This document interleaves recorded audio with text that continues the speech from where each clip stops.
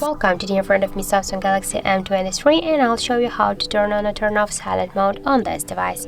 So first you should go into the settings application and then click here on the sounds and vibration.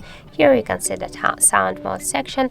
Now we'll just enable the sound mode, and just to turn on silent mode you should switch it here to the mute mode, and just to switch again, just to turn off the silent mode you should switch the mute mode to the sound one.